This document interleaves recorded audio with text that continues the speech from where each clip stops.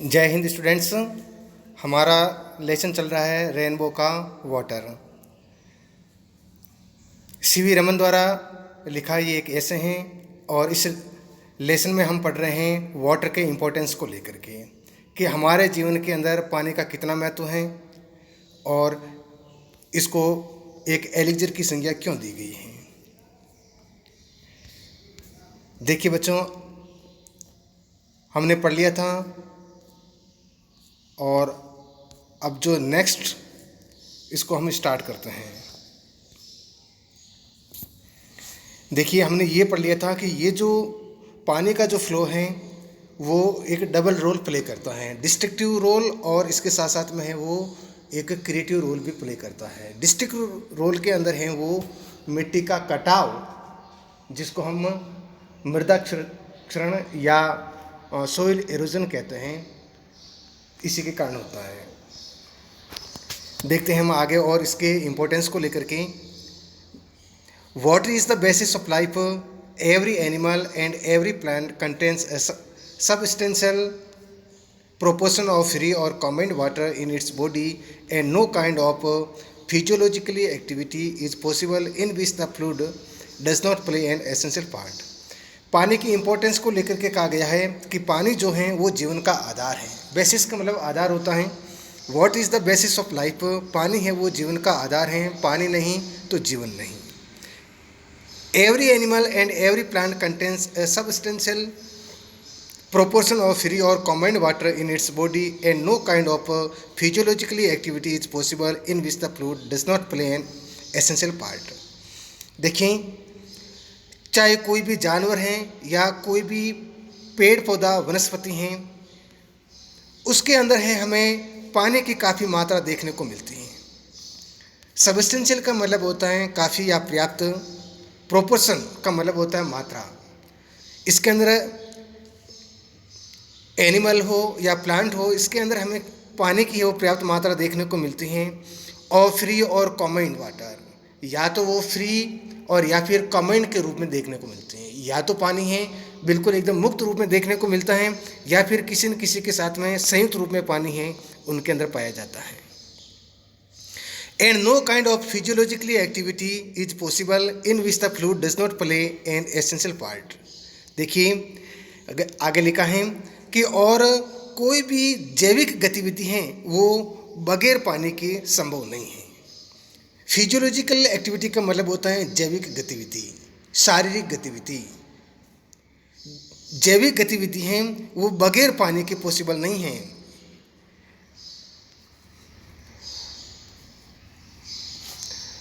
Know kind of physiological activity is possible, किसी भी प्रकार के शारीरिक जो एक्टिविटी है वो पॉसिबल नहीं है। In which the fluid does not play an essential part, जिसके अंदर ये जो फ्लूइड है वो एक एसेंशियल पार्ट अदा नहीं करता है, एक अपनी आवश्यक रोल इसके अंदर अदा नहीं करता है। फ्लूइड का मतलब यहाँ वाटर से हैं, फ्लूइड का मतलब होता है द्रव पदार्थ।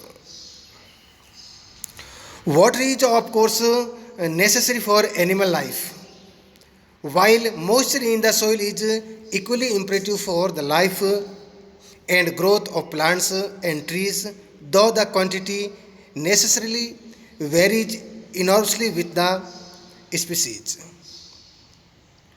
Water is of course necessary for animal life। पानी निसंदेह जो जानवरों की ज़िंदगी के लिए है वो आवश्यक है। Necessary for animal life, animal life के लिए बहुत ज़्यादा है वो ज़रूरी है। While moisture in the soil is equally imperative for the life and growth of plants and trees। Plants और ट्रीज़ को भी अपने डेवलपमेंट होने के लिए और ग्रोथ होने के लिए इसको भी क्या है कि सोइल के अंदर है वो मॉइस्चर ज़रूरी है। मॉइस्चर का मतलब होता है नमी या गीलापन होना। मिट्टी के अंदर जब नमी होगी तो ही कोई न कोई प्लांट या ट्रीज़ हैं वो क्या कर पाएंगे, डेवलप हो पाएंगे और ग्रोथ कर पाएंगे। इम्परेटिव का मतलब होता है नेसेसरी, आवश्यक होना या ज़रूरी होना। दो the quantity necessarily varies enormously with the species.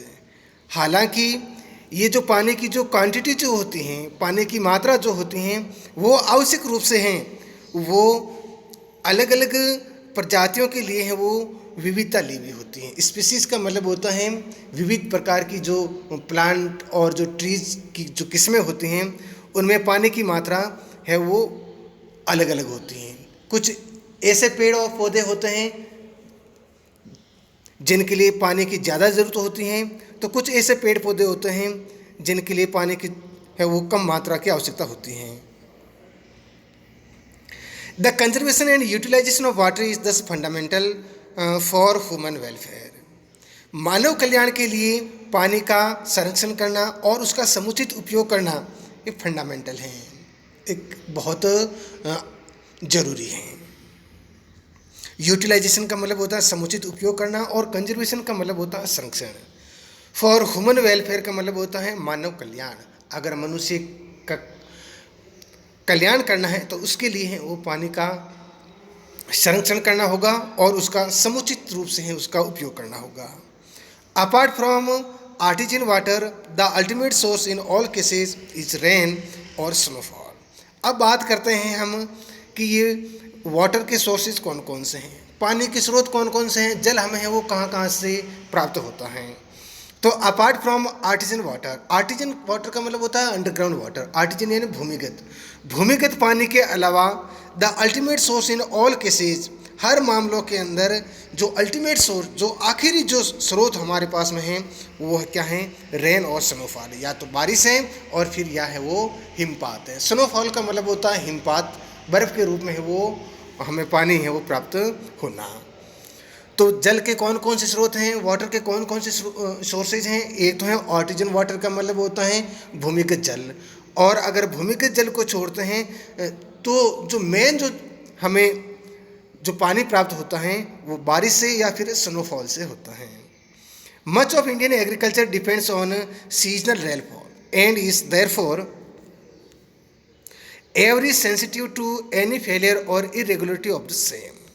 देखिए बच्चों, much of Indian agriculture depends on seasonal rainfall. बात करते हैं भारतीय कृषि की, इंडियन एग्रीकल्चर की, तो अधिकांश जो भारत की जो खेती हैं वो जो मौसमी बारिश होती है उसके ऊपर डिपेंड करती हैं। डिपेंड का मतलब होता है निर्भर करना, और सीजनल रेनफॉल का मतलब होता है मौसमी बारिश। तो भारत एक कृषि प्रधान देश है और इसकी जो कृषि है वो किसके ऊपर निर्भर करती हैं, सीजनल रेनफॉल के ऊपर निर्भर करती हैं। And is therefore very sensitive, इसलिए बहुत ही हमारे लिए है वो सेंसिटिव हैं, बहुत ही जो संवेदनशील जो बात है वो क्या है, to any failure or irregularity of the same. यानी इस पानी की फेलियर और इरेगुलरिटी बनी रहती है। फेलियर का मतलब होता है बारिश का ना होना, और इरेगुलरिटी का मतलब होता है इसकी अनियमितता होना। तो बारिश का ना होना या अनियमित रूप से बारिश होना, इसका मतलब है वो हमारी इंडियन एग्रीकल्चर के लिए है वो बहुत ही नुकसानदायी है। The problems of soil erosion and of inadequate और irregular rainfall are closely connected with each other. अब हम यहाँ पर बात करते हैं सोइल इरोजन की समस्या का। सोइल इरोजन का मतलब होता है मृदाक्षरण या मिट्टी का कटाव की जो समस्या है। प्रॉब्लम्स का मतलब क्या होता है, समस्या।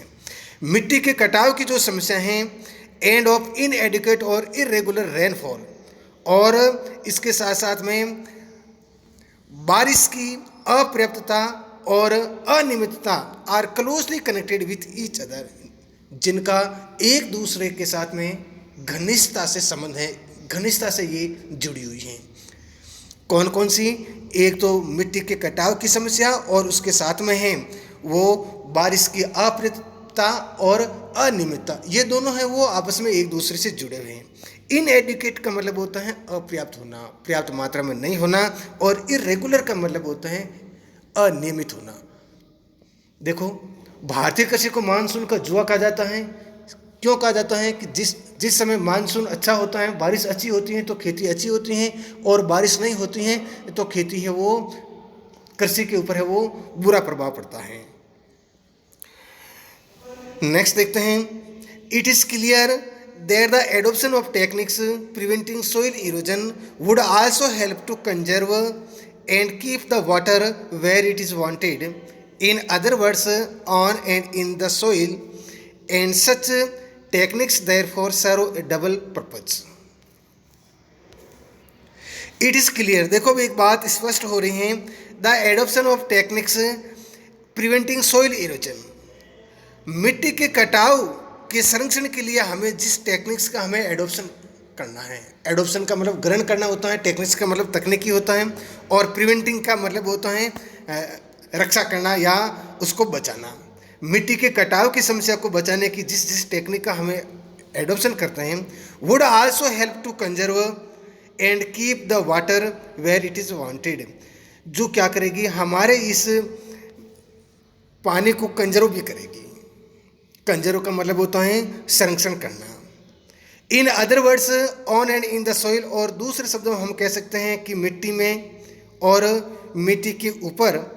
And such techniques therefore serve a double purpose, ऐसी जो टेक्निक्स हैं वो अपने आप में एक दोहरा उद्देश्य हैं वो पूरा करती हैं। डबल पर्पज का मतलब होता है दोहरा उद्देश्य, डबल जो पर्पज है उसको पूरा करते हैं। It is evident however that in a country having only seasonal rainfall, an immense quantity of rain water must necessarily run off the ground. It is evident, evident का मतलब क्लियर होता है, स्पष्ट होता है, प्रमाणित होता है, और ये बात एकदम प्रमाणित है। However, that in a country having only seasonal rainfall, बात करते हैं हम एक ऐसे देश की जहाँ पर जो बारिश हैं वो केवल सीजनल रेनफॉल से ही, जो पानी की जो पूर्ति हैं वो सीजनल रेनफॉल से होती हैं। An immense quantity of rain water must necessarily run of the ground, उसमें क्या होता है कि पानी की बहुत अधिक जो मात्रा है वो रन ऑफ हो जाती है। रन ऑफ का मतलब होता है बह जाना, पानी है वो फालतू में है, बह जाता है। इमेंस, इमेंस का मतलब होता है बहुत, और क्वांटिटी का मतलब होता है मात्रा। नेक्स्ट देखते हैं, the collection and utilisation of this water is therefore of vital importance, इसलिए the collection and utilisation of this water is therefore of vital importance. इस कारण पानी का कलेक्शन करना और उसका यूटिलाइजेशन करना एक बहुत बड़ा महत्व की बात है, एक बहुत बड़ी महत्व की बात है, बहुत ज़्यादा है वो इम्पोर्टेंस रखता है कि हमें क्या करना चाहिए, इस पानी का है वो कलेक्शन करना चाहिए। कलेक्शन का मतलब होता है संग्रहण करना, भंडारण करना चाहिए, और यूटिलाइजेशन का मतलब होता है फिर इसका सही ढंग से वो इसका यूज करना चाहिए। Much of it flows down into the streams and rivers and ultimately finds its way to the sea. क्या प्रॉब्लम होती हैं बारिश के पानी की? देखिए कि अधिकांश जो बारिश का पानी होता है flow down into the streams and reverse, ये बह करके झरनों में और नालों में चला जाता है, नदी नालों के अंदर चला जाता है। And ultimately finds its way to the sea, और आखिरकार में ये बह करके समुद्र में चला जाता है, जो कि किसी काम का नहीं रहता है। इसलिए हमें क्या करना होगा, हमें इसका है वो कलेक्शन करने की ज़रूरत है, इसका भंडारण करने की ज़रूरत है, और फिर इसका सही ढंग से वो यूटिलाइजेशन करने की भी ज़रूरत है। Incredibly large quantities of the precious fluid are thus lost to the country. अविश्वसनीय रूप से, इनक्रेडिबली का मतलब होता है अविश्वसनीय रूप से, large quantities of the precious fluid, इस कीमती द्रव पदार्थ की बहुत बड़ी जो मात्रा है, और दस लॉस्ट टू द कंट्री, इस प्रकार से है वो देश के लिए है वो खो जाती हैं। देश को ये जो फ्लूइड है वो मिल नहीं पाता है, और यहाँ से है वो समुद्रों की ओर चला जाता है। प्रेशियस का मतलब कीमती होता है, और फ्लूइड का मतलब होता है द्रव पदार्थ जो हम यहाँ वाटर के लिए लेंगे। The harnessing of our rivers, the water of which now mostly runs to west, is a great national problem which must be considered and dealt with on national lines. Vast areas of land which at present are mere scrubs jungles could be turned into fertile and prosperous country by courageous and well-planned action. The harnessing of our rivers, the water of which now mostly runs to west, is a great national problem which must be considered and dealt with on national lines. अब हमें जो करना है वो काम क्या करना है, हार्नेसिंग ऑफ आवर रिवर्स, हमें हमारी जो नदियाँ जो हैं उन नदियों को क्या करना है, उनको हार्नेसिंग करना है। हार्नेसिंग का मतलब होता है कंट्रोल और रेगुलेट करना, नियंत्रित और नियमित करना। नदियाँ जो सही ढंग से नहीं है बनी हुई हैं उसको उसका सही मेंटेनेंस रखना ताकि उसका जो भंडारण जो है वो अच्छा हो सके। इसलिए the harnessing of our rivers की बात आती है कि हमें हमारी नदियों का है वो नियंत्रण और उनको नियमित करना है। The water of which now mostly runs to waste, क्योंकि इन नदियों का जो पानी होता है वो अधिकांश बह करके हैं वो बर्बाद हो जाता है, वेस्ट हो जाता है, जो किसी के काम का नहीं रहता है। Is a great national problem, जो कि एक अपने देश की बहुत बड़ी समस्या है, क्योंकि इन नदियों का मेंटेनेंस सही नहीं होने के कारण अधिकांश जो पानी है वो क्या हो जाता है, रन्स वेस्ट, बह करके वो बर्बाद हो जाता है, जो हमारे देश की एक बहुत बड़ी समस्या है। विच मस्ट बी कंसिडर्ड, और हमें क्या करना चाहिए, इस समस्या को ऊपर अच्छी प्रकार से विचार किया जाना चाहिए। And dealt with on national lines, और राष्ट्रीय स्तर पर है वो इससे निपटा जाना चाहिए। Vast areas of land which at present are mere scrubs jungles could be turned into fertile and prosperous country by courageous and well planned action। अब जो हमारे सामने जो बात आती है वो क्या आती है, देखिए कि वास्ट एरियाज ऑफ लैंड यानी जमीन का बहुत बड़ा जो क्षेत्र है, भूमि का बहुत बड़ा जो क्षेत्र है, which at present are mere scrubs जंगल, जो कि वर्तमान समय में केवल स्क्रब जंगल्स हैं, यानी ऐसे जंगल हैं जहाँ केवल है वो झाड़ियाँ हैं, झाड़ियाँ वाला जो जंगल है। और हमें करना क्या है, could be turn into fertile and prosperous country, जिसको एक उपजाऊ और समृद्ध देश के अंदर है वो बदला जाना चाहिए। ऐसा काम हमें है वो करना जरूरी है ताकि वो फर्टाइल बन सकें और है वो प्रोस्पेरस बन सकें। फर्टाइल का मतलब उपजाऊ होता है और प्रोस्पेरस का मतलब होता है समृद्धिशाली। और ऐसा काम कब होगा, किस प्रकार से होगा, by courageous and well planned action, हिम्मत भरे, साहसपूर्ण और सुनियोजित ढंग से जब हम काम करेंगे तो ही ऐसा होगा। करेजियस का मतलब होता है साहसपूर्ण ढंग से, और वेल प्लान एक्शन का मतलब होता है अच्छी प्रकार से जब हम कोई प्लान बना करके काम करेंगे तभी ऐसा हो पाएगा। Closely connected with the conservation of water supplies is the problem of afforestation. The systematic planting of suitable trees in every possible or even impossible areas and the development of what one can call civilized forest as distinguished from wild and untapped jungles is one of the most urgent needs of India. Such plantations would directly and indirectly prove a source of untold wealth to the country. They would check soil erosion and conserve the rainfall of the country from flowing away to west, and would provide the necessary supplies of cheap fuel and thus render necessary the wasteful conversion of farmyard manure into a form of fuel. Closely connected with the conservation of water supplies is the problem of afforestation. Closely connected with the conservation of water supplies, जलापूर्ति के संरक्षण के साथ में ये बहुत ज़्यादा घनिष्ठता के साथ जुड़ी हुई बात है। Is the problem of afforestation, और यही समस्या है वो एफोरेस्टेशन की है। एफोरेस्टेशन का मतलब होता है वनीकरण। वनीकरण की भी जो समस्या है वो भी किसके साथ में जुड़ी हुई है, इस वाटर सप्लाईज के कंजर्वेशन से। जब तक कि पानी का कंजर्वेशन नहीं होगा तो ये एफोरेस्टेशन भी नहीं हो पाएगा, वनीकरण का काम भी नहीं हो पाएगा।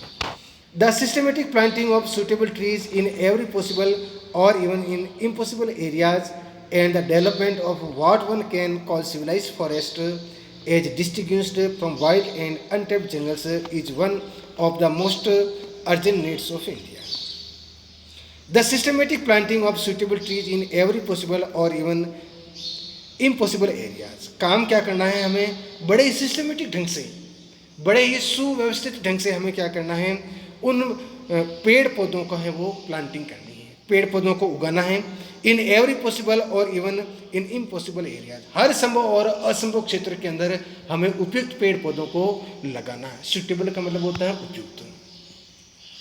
And the development of what one can call civilised forest, और जब इसका अच्छी प्रकार से डेवलपमेंट हो जाएगा तब हम इसको है वो एक सिविलाइज्ड फॉरेस्ट कह सकते हैं। तब कोई आदमी इसको, कोई व्यक्ति इसको क्या कह पाएगा, एक civilised forest.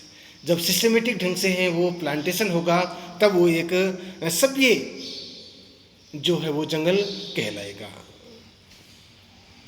As distinguished from wild and untamed jungles, और फिर इस प्रकार का जो जंगल होगा वो एक अनियंत्रित जंगल से है वो विशिष्ट प्रकार का होगा और उससे भिन्न प्रकार का होगा। डिस्टिंग्विश्ड का मतलब होता है भिन्न और विशिष्ट।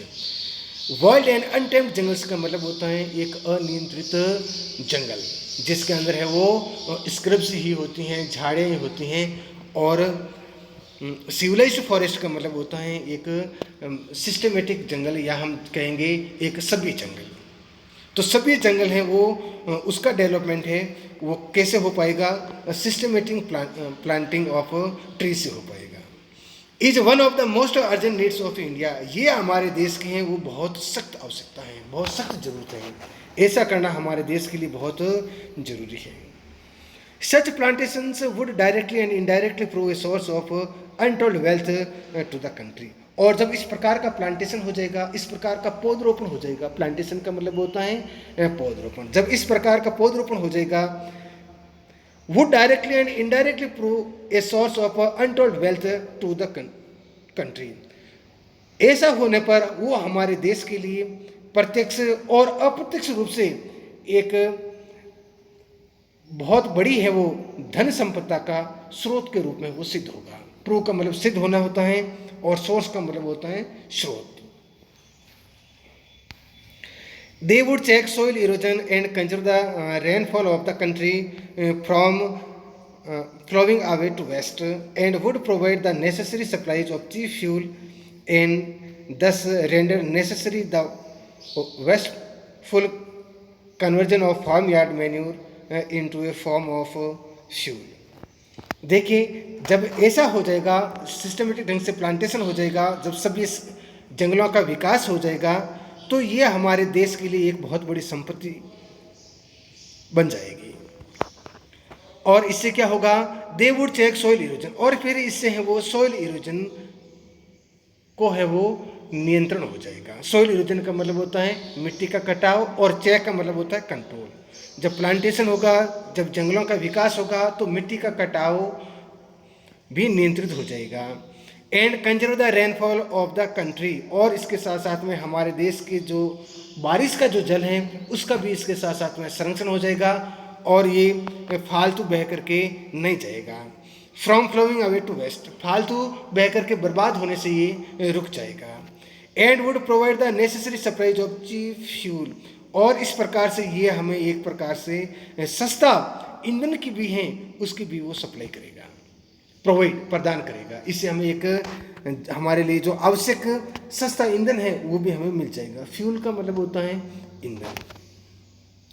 And the surrender unnecessary the wasteful conversion of farmyard manure into a form of fuel, और इसके साथ साथ में और क्या बेनिफिट हो सकेगा, render unnecessary the wasteful conversion of farmyard manure, जो अनावश्यक और जो wasteful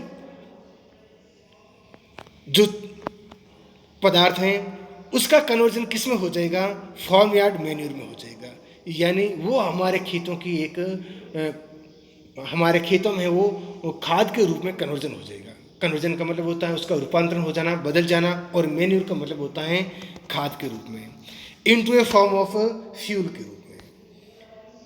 the measures necessary to control the movement of water and conserve its supplies can also serve subsidiary purposes of value to the life of the countryside. By far the cheapest form of internal transport in a country is by boats and barges through canals and rivers. We hear much about programs of rail and road constructions, but far too little about the development of internal waterways in India. Then again, the harnessing of water supplies also makes possible the development of hydroelectric power.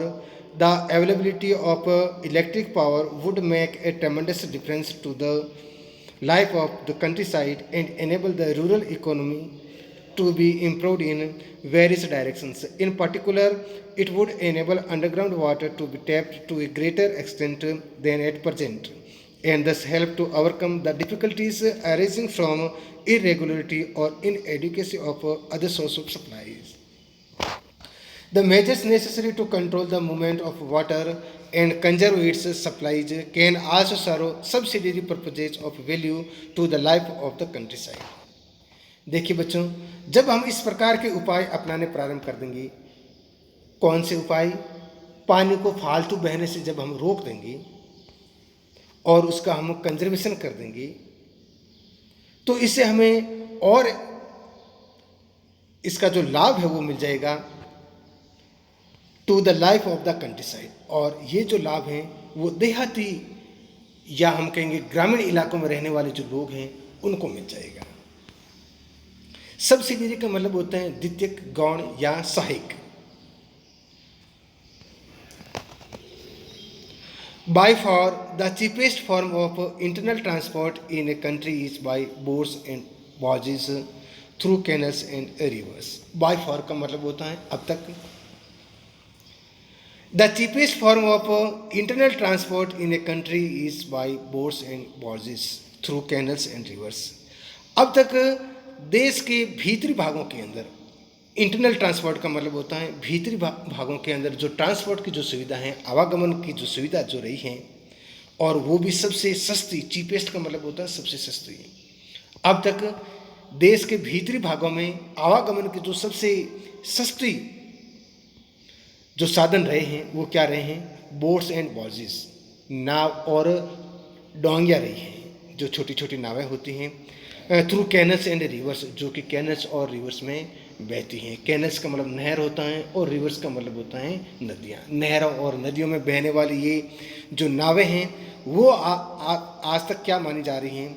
देश के आंतरिक भागों के अंदर आवागमन का सबसे सस्ता साधन माना गया है। We hear much about programmes of rail and road construction but far too little about the development of internal waterways in India. देखिए, आए दिन हम जो हैं वो बहुत सारी बातें सुनते हैं कि आज रोड कंस्ट्रक्शन हो रहा है, रेल कंस्ट्रक्शन हो रहा है, लेकिन देश के भीतर वाटरवेज जो कि सबसे सस्ता साधन है इसके बारे में हम कभी नहीं सुनते हैं।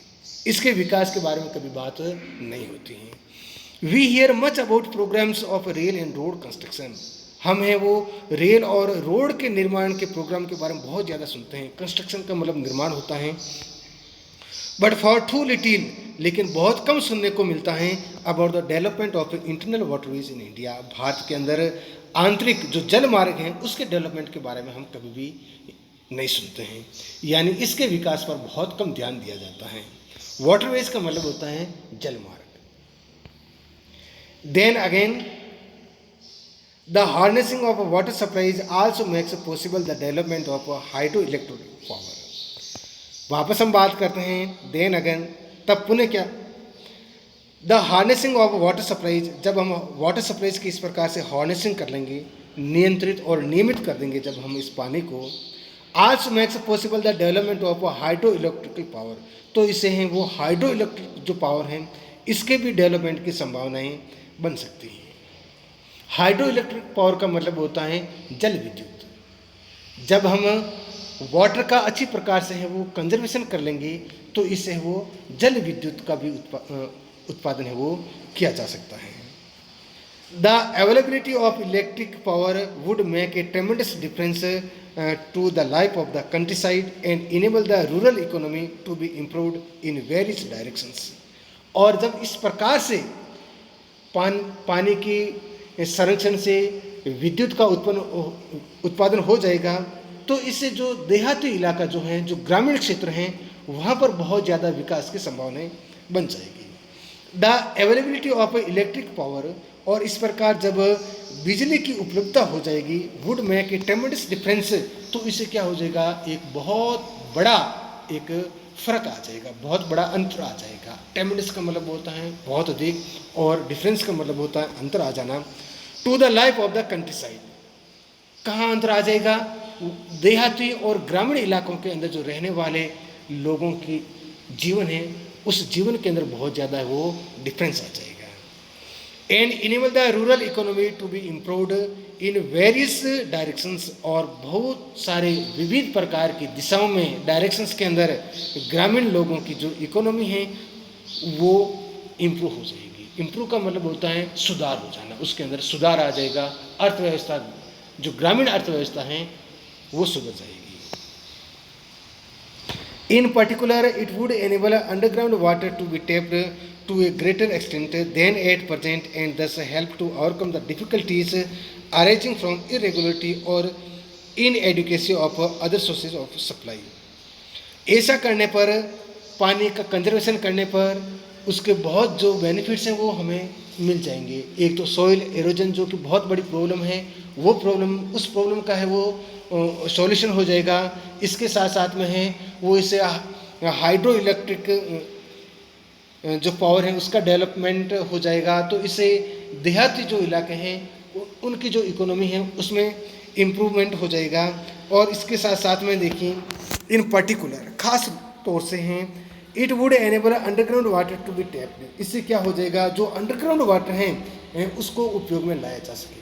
अंडरग्राउंड वाटर का मतलब होता है भूमि के अंदर जो पानी है इसको ट्यूबवेल के माध्यम से है वो बाहर निकाल करके उसको काम में लिया जा सकेगा। कब, जब बिजली का उत्पादन हो जाएगा। जब बिजली का उत्पादन हो जाएगा तो ज़मीन के अंदर वाला जो पानी है उसको भी है उपयोग में लाया जा सकेगा टू ए ग्रेटर एक्सटेंट, यानी बहुत बड़ी मात्रा में, देन एट परसेंट,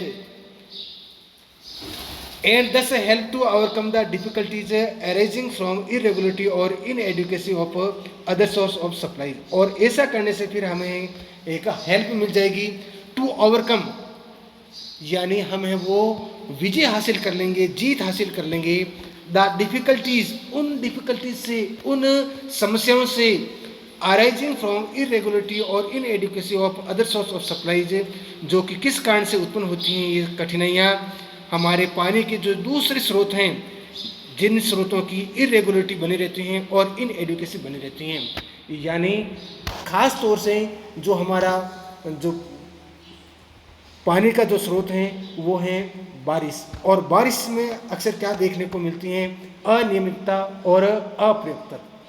तो इस प्रकार की जो डिफ़िकल्टीज जो हैं उस डिफ़िकल्टी से हम ओवरकम हो जाएंगे, उससे हम उबर जाएंगे। In one sense, water is the commonest of liquids. In another sense, it is most uncommon of liquids with amazing properties which are responsible for its unique power of maintaining animal and plant life. The investigations of the nature and properties of water is therefore of the highest scientific interest and is far from being an exhaustive field of research।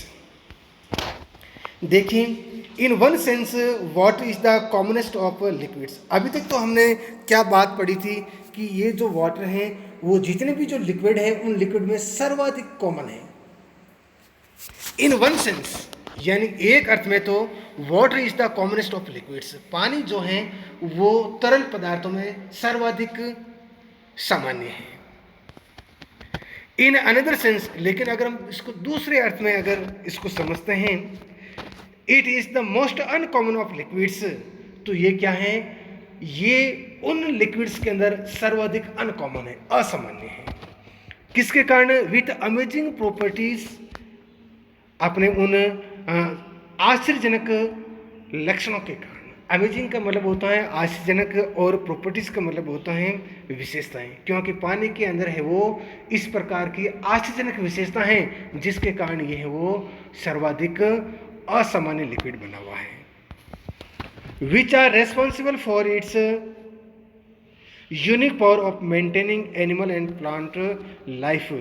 और इसकी ये जो amazing properties जो हैं, इनकी पानी की जो आश्चर्यजनक जो विशेषताएं हैं, इन विशेषताओं के कारण ही क्या चीज़ हो रही है। देखो, ये विशेषताएं क्या हैं, आर रेस्पॉन्सिबल हैं यानी जिम्मेदार हैं, for its unique power of maintaining animal and plant life, यानी जानवरों की और इन पेड़ पौधों की जीवन को बनाए रखने के लिए ये एक प्रकार का अद्भुत पावर है, एक प्रकार की एक यूनिक पावर है, या हम कहेंगे एक अद्भुत शक्ति है।